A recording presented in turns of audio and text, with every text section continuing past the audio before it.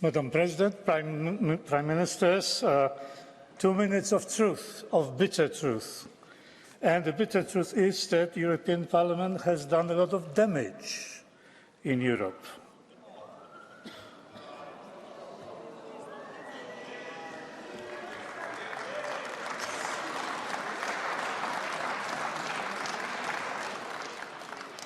It has been sending a false message. It represents the European demos.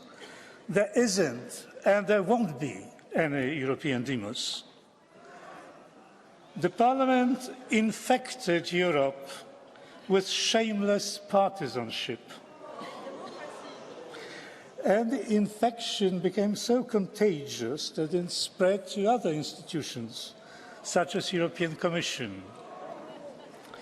The Parliament has abandoned the basic function of representing people. Instead, it has become a machine to implement the so-called European project, thus alienating millions of voters.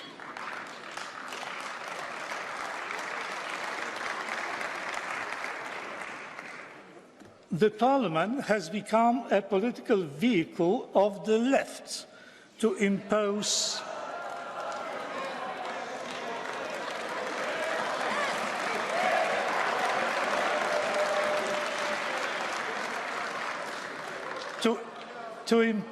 their monopoly with their fierce intolerance towards any dissenting view.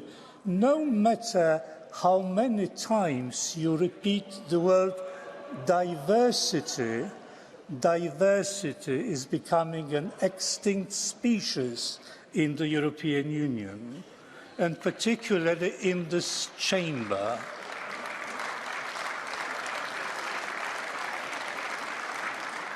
The Parliament is a quasi-parliament because it rejects the essential principle of parliamentarism, namely accountability.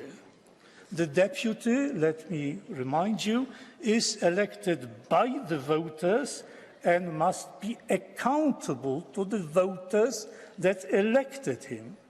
Not so in the European Union.